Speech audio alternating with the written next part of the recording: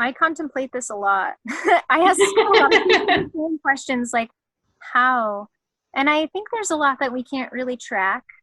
You know, like how many times as a child did I notice a flower looking beautiful?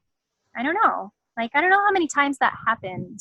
And that nature speaks to all of us pretty much constantly. And and and and often people recognize beauty even in an instant. And I think that changes a person every time that happens. Yeah. So sinking into appreciating the beauty in our lives even more allows for beauty to keep coming. But I think how I really started getting into it, if I have to tell a story about it, would be around my astrological nodal return, which is at 19. And by the way, you don't have to tell a story about it.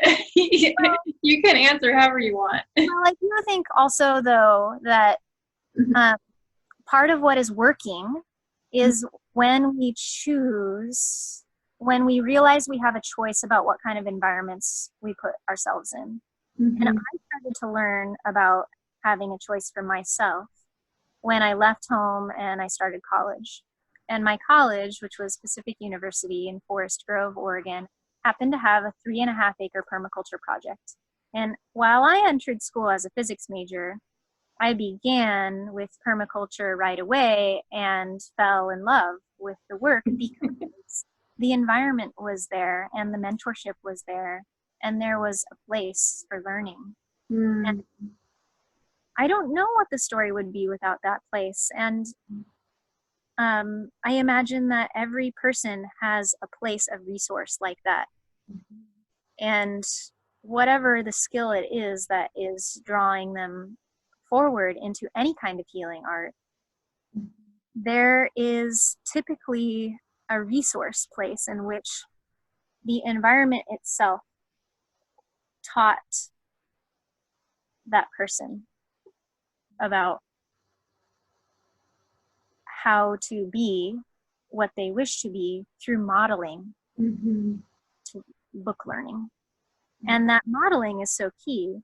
And it's why then I choose to spend my afternoon gardening with another gardening friend because then we can, who cares about a lot of the same kinds of things that we're talking about here and has also lived her life with devotion and dedication to this work.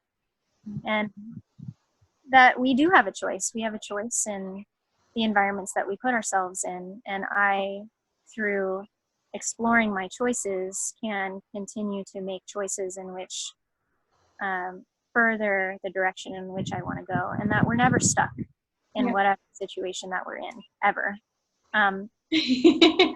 Encounter that feeling, then there definitely is a place for doing like deep shadow work, or even just deep emotional work around whatever feelings come up. But then there's also understanding that at every place we have a choice about what we want to physically do in that moment. And there might be something that we can do that brings us joy. And that joy is a very transformative element and very powerful. And so, I love that. Like, today, what brought me joy, I was finishing up at the strawberry patch, and two of my friends had just dug up a little maple that was coming up in the raspberries. And we thought, big giant maple tree, probably the raspberry patch in the sun is not the best place for this. Maple is, probably my favorite deciduous tree. I love it. I just don't want it in the raspberry patch. So we were digging up the maple tree, and they were digging up the maple tree, and then they left to go plant it in a better spot on the land. And I was finishing up and getting ready to come here to talk with you. And so what would bring me the most joy in the moment, I was singing I was singing Mom Muse's song, ooh, I believe in the power of kindness. Ooh, I believe in the power of love.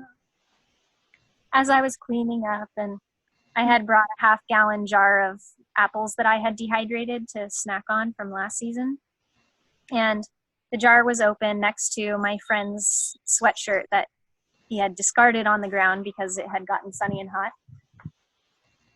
And I decided I would pick my friend's sweatshirt up and fold it very nicely and leave it on the pallet next to where we were working. And then I arranged apple slices in the shape of a heart. And flour and left it there. So I didn't have a chance to say goodbye, and nobody's touching each other right now because it's 2019 and we're in the middle of a global pandemic, and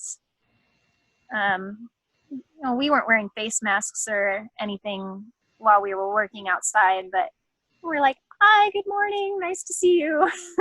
Yeah.